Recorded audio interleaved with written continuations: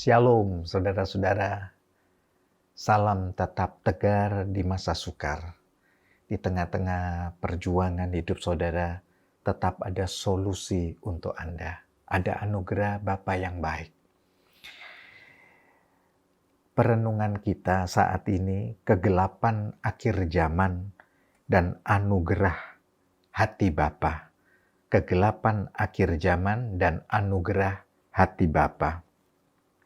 Bila kita memperhatikan isu-isu akhir zaman yang penuh kegelapan ini, dan ini berdampak buruk bila tidak diatasi atau tidak berani berubah. Kita lihat satu polusi bumi yang semakin hebat. Berdampak kepada perubahan iklim yang ekstrim. Ya. Kita juga menyadari perkembangan teknologi yang begitu efisien dan efektif, pekerjaan kita begitu cepat begitu. Tapi sisi yang lain juga bijak-bijak terhadap kejahatan cybercrime, bukan? Juga supaya anak-anak tetap belajar dengan kontrol orang tua untuk tahu prioritas dengan bijak di tengah-tengah sekolahnya, tidak kecanduan game online begitu. Satu sisi kita bersyukur dan siap harus mengantisipasi pergerakan gaya hidup konsumerisme, gaya hidup hedonis yang begitu cepat untuk diterima anak-anak, sementara anak-anak kita tumbuh kembang di tempat duduknya dan melihat gadget. Di sisi lain, isu-isu global akhir zaman, ketegangan-ketegangan ekonomi, politik yang memicu konflik. Kita juga bertemu dengan keluarga-keluarga yang broken, yang membutuhkan jalan keluar. Ya. Kita juga melihat kepribadian-kepribadian yang sungsang, kelainan-kelainan kepribadian yang ganda, sampai kepada kelainan kejiwaan. Belum lagi tercampur dengan unsur-unsur mistik. Ya, masalah-masalah klasik hak asasi manusia juga di sana-sini. Lalu manusia di tengah kelelahan kejenuhannya mengambil solusi kebebasan seks, free sex sebagai jalan keluar, narkotik. Ya, belum beban lagi putus hubungan kerja. Memang kita tiba di satu zaman yang penuh dengan kegelapan perjuangan. Manusia kehilangan nilai-nilai kehidupan yang berarti. Bergumul demikian rupa dengan perilaku yang abnormal. Kalau kita memperhatikan dari abad-abad yang lalu, para filsuf pun sudah berjuang untuk hal ini. Mereka mengkritisi agama, mengkritisi moral, mengkritisi budaya kontemporer, sains. Ya, salah satu tokoh ya, dan dikenal sebagai tokoh pertama eksistensialisme modern yang ateis begitu, Friedrich Wilhelm Nietzsche, 1844 sampai 1900. Dia mengamati pergerakan hidup, perilaku manusia abnormal dan mencari makna hidup, sementara Friedrich sendiri bergumul dengan kepribadiannya. Sampai tiba satu titik, dia berkata, mempertanyakan Tuhan. Dan Tuhan sudah mati. Tuhan sudah mati. Kata-kata itu menjadi booming, saudara. Dan dikenal dengan julukan dalam tanda petik, Friedrich Wilhelm Nietzsche adalah pembunuh Tuhan. Tuhan sudah mati. Tidak ada ruang baginya dalam bisnis, industri, pendidikan, seni budaya, kedokteran, agama, keluarga, pemerintahan. Tidak ada ruang bagi Tuhan. Manusia berpusat kepada dirinya sendiri dan dirinya itulah Tuhan.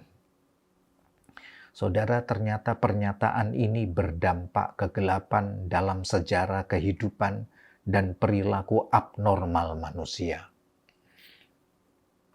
Sementara Friedrich Wilhelm Nietzsche sendiri bergumul dalam hidupnya. Sedikit biografi, ternyata ia adalah putra seorang pastor yang bernama Karl Ludwig Nietzsche. Ayahnya, Karl, meninggal usia yang sangat muda, 36 tahun. Sakit TBC dan sudah menyerang sampai tumor otak. Sementara waktu itu Friedrich berusia hanya baru 5 tahun. Bergumul dan melihat hal itu tidak siap menerima. Tidak lama dia dalam ketekanan dan ketakutan yang begitu hebat akan kematian karena yang diderita oleh orang tuanya adalah penyakit menular. Belum sampai 1 tahun adiknya si bungsu Joseph Nietzsche yang baru usia 2 tahun meninggal juga. Lalu Friedrich mengklaim berkata bahwa ayahnya bangkit dari kematian dan adiknya kembali hidup dari kubur. Namun nyatanya tidak. Ditunggu-tunggunya nyatanya tidak. Ditunggu-tunggunya nyatanya tidak. Bertumbuhlah Friedrich sebagai seorang pria akil balik yang dewasa. Ya, berteman, senang dengan buku-buku, mencari makna hidup, dan bertemu dengan juga banyak buku-buku yang menunjang orang-orang yang kecewa dengan Tuhan. Akhirnya lahir pernyataan itu, Tuhan sudah mati. Tuhan sudah mati. Tuhan sudah mati. Tidak ada ruang baginya dalam bisnis, industri, pendidikan, keluarga, seni budaya, agama, sampai kepada pemerintahan. Tuhan sudah mati. Dan Friedrich sendiri meninggal usia 55 tahun. Kena penyakit kelamin. Pilu bukan hal seperti ini? Menjadi pelajaran buat kita. Kalau diteliti dari kacamata firman Tuhan, ya, di zaman yang gelap ini, benar-benar hati manusia gelap tanpa anugerah. Hati manusia dalam kitab Ayub dilukiskan begitu detail. Kita tahu Ayub bergumul dalam imannya, keyakinannya, bergumul akan pribadi Tuhan, bergumul dengan tantangan dan ujian kehidupan yang begitu kompleks. Dari finance, kesehatan, tubuh, kena kusta sekujur tubuhnya, ya, kematian anak-anaknya. Dia bergumul banyak hal, sampai tekanan batin yang begitu hebat. Dan Ayub menyimpulkan kata-kata ini dari tulus hatinya. Hati manusia itu seperti ini di bawah tekanan bila tidak atau tanpa anugerah. Di Ayub pasal 1 ayat 5, hati manusia bisa mengutuki. Karena Ayub juga melakukan itu, mengutuki hari kelahirannya. Pedih hatinya, sakit hati, iri hati, kesal hati. Seperti itulah hati manusia dalam kitab Ayub. Tipu daya ada di dalam hati.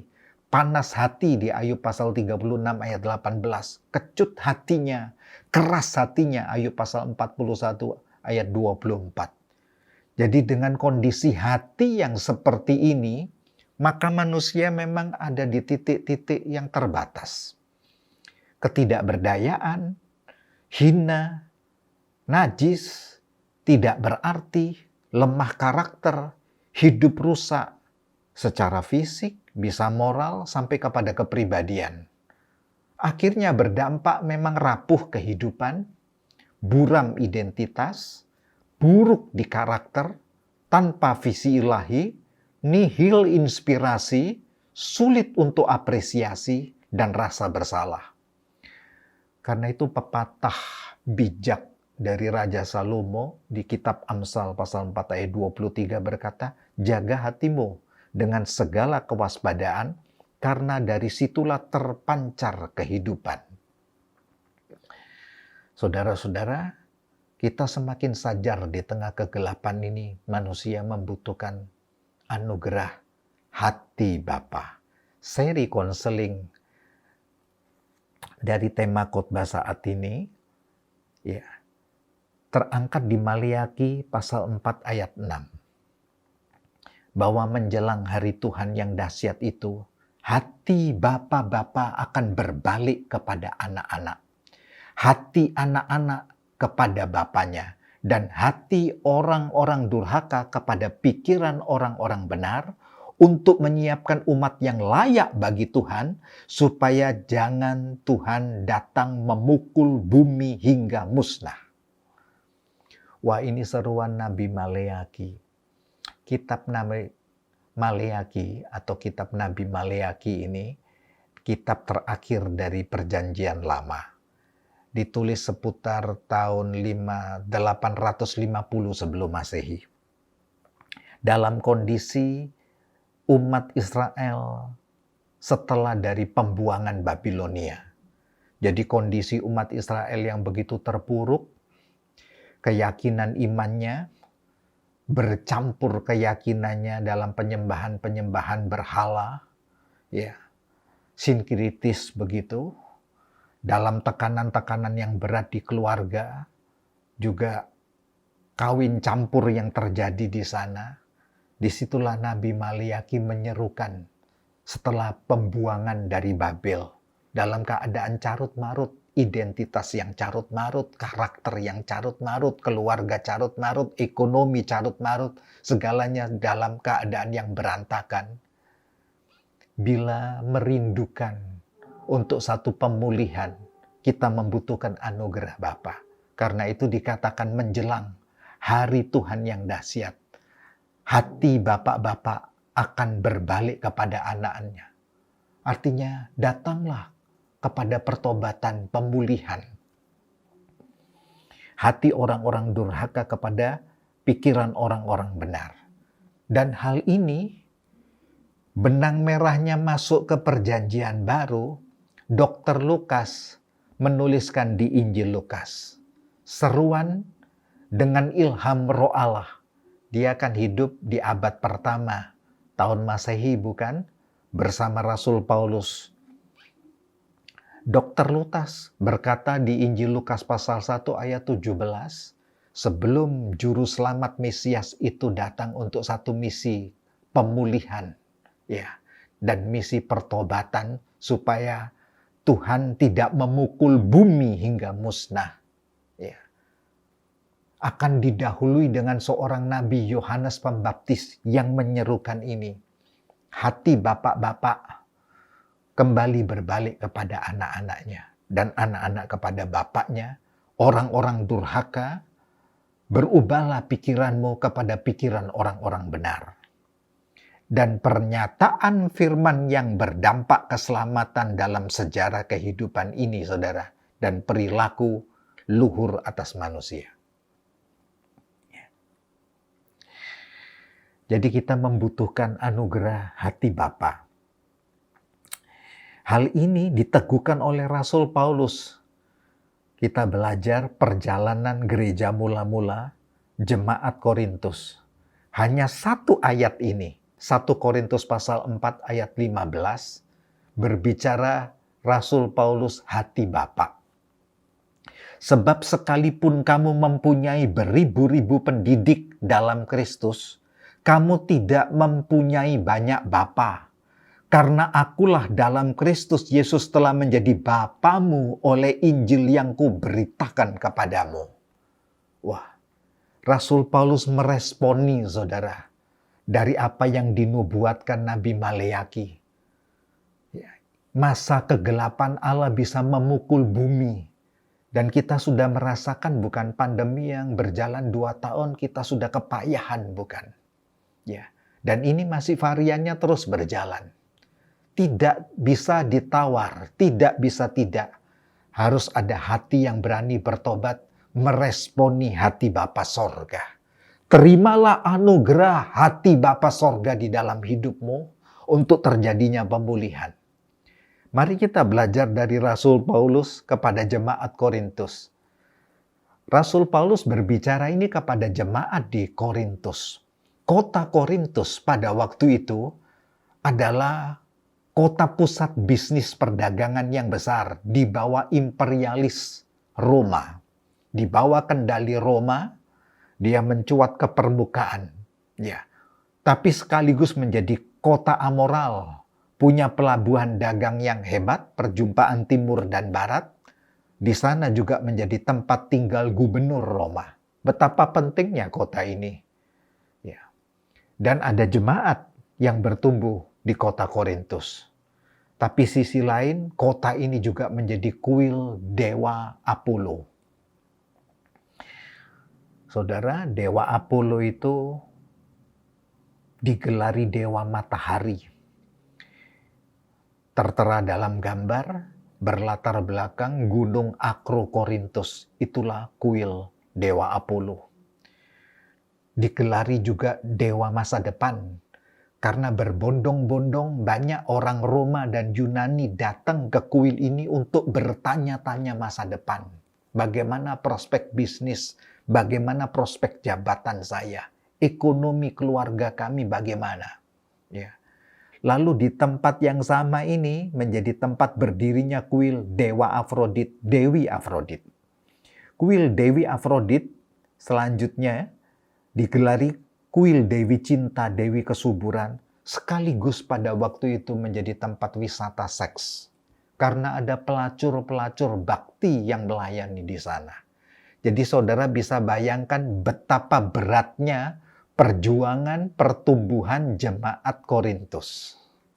Di tengah tekanan kegelapan seperti itu, dengan iklim koloni Romawi, yang begitu keras dan penuh penyembahan-penyembahan mistik yang demikian rupa. Di sanalah jemaat Korintus bertumbuh. Tapi rawan. Ya, mari kita belajar. Satu sisi kita senang ada jemaat bertumbuh di sana. Tetapi kalau tanpa pertobatan kelahiran baru dan respon terhadap hati Bapa, ya jemaat akan kerdil juga. Jemaat Korintus dikenal jemaat yang suka dengan karunia roh. Rindu hal-hal yang karismatis. Ya, saudara. Karena itu di jemaat Korintus, kalau saudara memperhatikan surat Rasul Paulus kepada jemaat Korintus, di antara surat-surat Rasul Paulus, Roma, Galatia, Efesus, Filipi, Kolosi, dan seterusnya, surat Korintus yang paling banyak memuat mengenai karunia roh. 1 Korintus pasal 12 dan 1 Korintus pasal 14.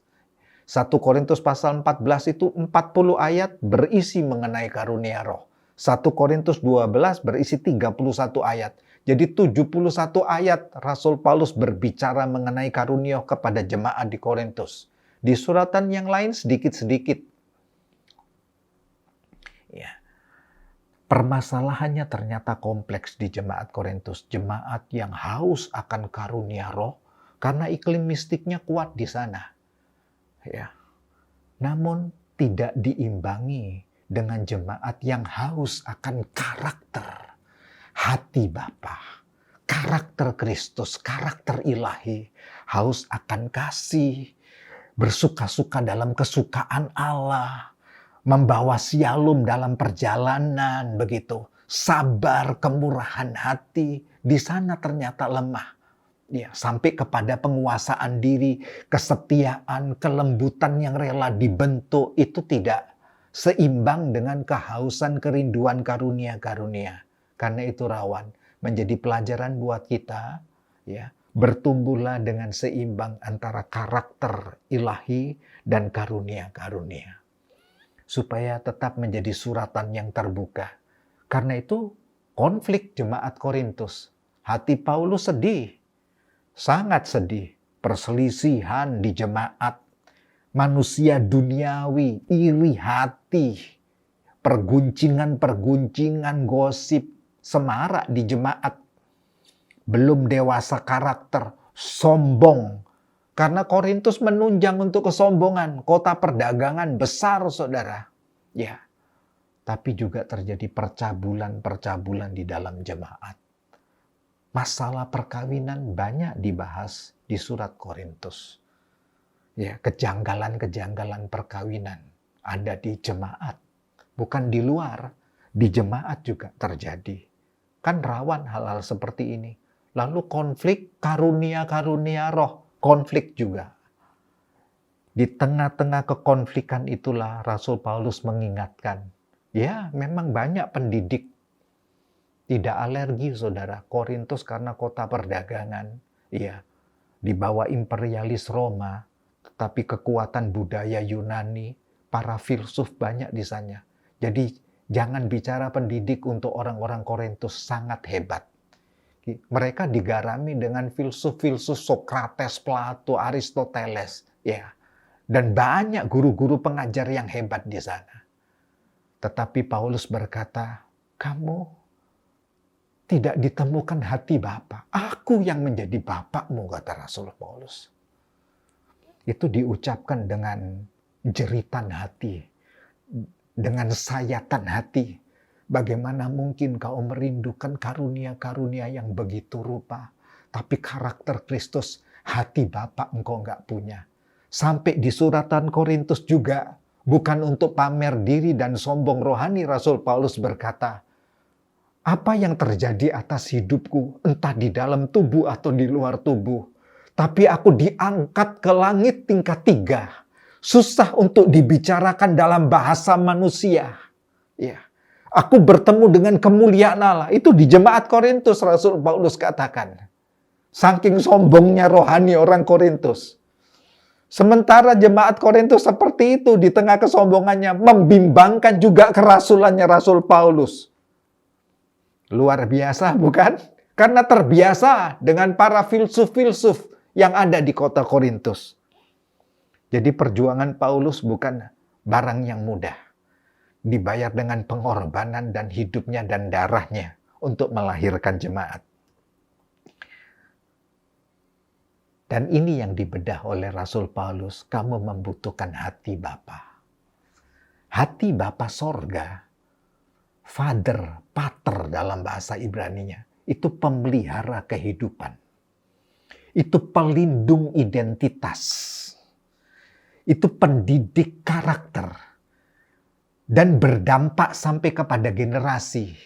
Pemotivasi visi ilahi, pencipta inspirasi, pemberi apresiasi, pengampun dan kasih. Itulah hati Bapa, saudara. Dan Rasul Paulus katakan, alangkah indahnya, alangkah mulia dan luhurnya, dan alangkah dahsyatnya pengaruh dampak Injil ini atas kota Korintus dan bagi kita semua tentunya. Bila hati Bapa itu ada di dalam keluarga. Bila hati Bapa itu ada di dunia bisnis. Hati Bapa ada di pendidikan. Bukan sebatas pengajar, tapi punya hati Bapa sorga untuk mendidik mengajar. Hati Bapa dalam seni budaya. Hati Bapak manajemen, karena itu kita pernah mendengar Bapak manajemen, Bapak pendidikan. Hati Bapak di dalam konseling, bukan sekedar konseling dalam tanda petik dan membuka solusi atau pemikiran-pemikiran, nasihat-nasihat, kebijakan-kebijakan, ya integritas diri dipulihkan kembali dan mengambil keputusan, tapi menjadi Bapak konseling. Bapak atas pemuritan generasi, Bapak atas leadership kepemimpinan, dibutuhkan itu saudara. Bapak atas medis, Bapak atas agama, Bapak atas pemerintahan. Ini baru punya dampak yang dahsyat. Karena itu kita membutuhkan anugerah hati Bapa. Tema kita di tahun 2022 ini, The Multiplied Grace bukan? Berlimpahnya anugerah Tuhan. Ya, menjadi kerinduan hati ini. Sebab ini yang mewujudkan miracle of life di sini. Regeneration of life di sini. Innovation of life ada di sini, saudara. Berlimpahnya anugerah Tuhan. Berlimpahnya hati Bapa kepada kita. Itu yang membuat kita sanggup mengatasi masalah keterbatasan, masalah ketidakberdayaan, kehinaan, kenajisan, ketidakberartian, kelemahan karakter, konflik-konflik, sampai kepada kerusakan kehidupan, baik itu fisik maupun moral maupun kerusakan kepribadian. Sehingga terwujudlah keajaiban kehidupan. Terwujudlah karya Allah. Allah sedang menulis karyanya di dalam hidup saudara. Terwujudlah regenerasi kehidupan. proses pemulihan sel tubuh sampai proses pemulihan individu yang baru, diciptakan baru. Itu bisa terjadi karena anugerah hati Bapa. Sampai kepada inovasi kehidupan. Jadi pengembangan sains, skill, sampai pengalaman-pengalaman dan sistem baru yang berkualitas. Ya, itu terjadi dalam kehidupan. Karena bukti the multiplied grace ada pada kita. Tema tahun ini tema yang sejuk, nyaman didengar, tapi sekaligus menjadi tantangan untuk aplikatif. Miracle of life, regeneration of life, innovation of life. Bila kita memperhatikan keajaiban anugerah hati Bapa bagi Anda demikian, saudara. Betapa herannya kita kagum dan kita takjub heran. Oh, hati Bapa itu seperti ini dalam hidup kita. Hati Bapa berkarya dalam penyucian. Hati Bapa berkarya dalam pengampunan untuk Anda. Hati Bapa membenarkan hidup Anda. Jadi Anda bisa kapanpun datang seperti seorang anak atau putra kepada Bapa, share, bicara hati ke hati. Tanpa rasa bersalah dan tertuduh. Hati Bapa memulihkan Anda. Hati Bapa sanggup menyembuhkan Anda. Dan hati Bapa sanggup menciptakan Anda baru. Melengkapi Anda dengan karakter-karakter ilahi. Melengkapi Anda dengan pikiran emosi Kristus. Melengkapi Anda dengan iman ilahi. Datangnya dari firman, saat saudara mendengar, membuka hatimu, datang imanmu. Respon terhadap percaya, terjadilah sebagaimana sabdamu Tuhan. Roma pasal 1 ayat 17. Dan hati Bapa membuat tubuhmu menjadi rumah Allah. Allah betah dengan saudara. Dan hati Bapa melahirkan saudara dalam keluarganya. Keluarga Allah. Saudara bukan orang asing. Apapun latar belakang hidupmu. Apapun latar belakang pendidikanmu. Dirimu diterima sebagai anggota keluarga kerajaan Allah. Itulah hati Bapa, saudara. Keajaiban hati Bapa menerima saudara. Dan inilah sebenarnya harta abadi itu, bukan? Harta sejati adalah harta yang melekat dalam hidup Anda. Kesesakan, tekanan, bencana, penyakit, bahkan kematian pun tidak dapat memisahkan Anda dari kasih Kristus. Roma pasal 8 ayat 35. Itulah harta abadi dalam hidup Anda. Kita dapat menyimpulkan artinya anugerah hati Bapa sehingga terwujudnya miracle of life, regeneration of life, dan innovation of life itu. Hati kasih Kristus Bapa itu ada di dalam hidupmu. Ada hati yang dipenuhi dengan sukacita Allah. Ada hati yang dipenuhi dengan shalom. Hati yang sabar menanti waktu Bapa. Hati yang murah. Murah hati. Hati yang baik. Hati yang setia. Hati yang lembut. Hati yang suci. Menyucikan, mengampuni, membenarkan, memulihkan, menyembuhkan, menciptakan baru. Tergenapilah ya, memang dengan hati Bapa terjadi pemeliharaan kehidupan. Ajaib, bukan? Pelindung identitas dari identitas yang lama, yang hina, yang fasik, ya, yang tidak berarti, diubah menjadi identitas putra Allah, putra mahkota Allah, seperti Yakub menjadi Israel. Ya. Dimotivasi, diberi visi Allah, sehingga saudara bisa regeneration of life. Diberi inspirasi ilahi, diberi apresiasi, diampuni, dikasihi. Sehingga inovasi of life terjadi aktif dalam hidup saudara. Terjadilah hati Bapa itu dalam keluarga Anda. bisnis Anda, pendidikan Anda, seni, budaya, manajemen, konseling, pemuritan generasi, kepemimpinan medis, agama, sampai kepada pemerintahan di mana saudara bekerja. Salam tetap optimis saudara, miliki hati Bapa. Ya, terjadilah atas hidupmu. Ini anugerah yang diberikan oleh Allah. Saudara bisa diciptakan baru. Hati Bapa dekat dengan saudara. Mari kita satu di dalam doa. Kami mengucap syukur. Sungguh anugerah keajaiban yang dahsyat dan luar biasa. The multiplied grace. Berlimpah anugerah Allah atas hidup kami. Sehingga tergenapilah miracle of life. Regeneration of life. Innovation of life dalam hidup kami. Sungguh Allah nyata dapat memulihkan kegelapan ini. Dapat mengatasi di hari-hari terakhir yang gelap ini. Dengan pemulihan ilahi yang dahsyat. Dengan kreasi Allah yang dahsyat. Dengan karya keajaiban Tuhan yang dahsyat. Dengan ekonomi juga kerajaan Allah yang dahsyat di tengah-tengah kami. Tuhan, hadirlah kerajaan-Mu. Jadilah kehendak-Mu di bumi ini seperti di sorga. Kami merindukan hati Bapa hidup di setiap hati anak-anak-Mu. Hidup di setiap hati anak-anak-Mu. Apapun profesi mereka. Entah mereka ada di dunia bisnis, pendidikan, di budaya, manajemen, konseling, pemuritan generasi, leadership medis, ataupun di dunia government, pemerintahan. Tuhan, pakailah mereka menjadi alat-alat pilihan yang spesial. Dalam Kristus kami mengucap syukur dan mempercayai Tuhan menggenapi hal ini, menyiapkan satu umat yang terpuji dan berkualitas di hari terakhir, supaya Tuhan tidak memusnahkan bumi ini. Dalam Kristus kami bersyukur dan berdoa. Amin.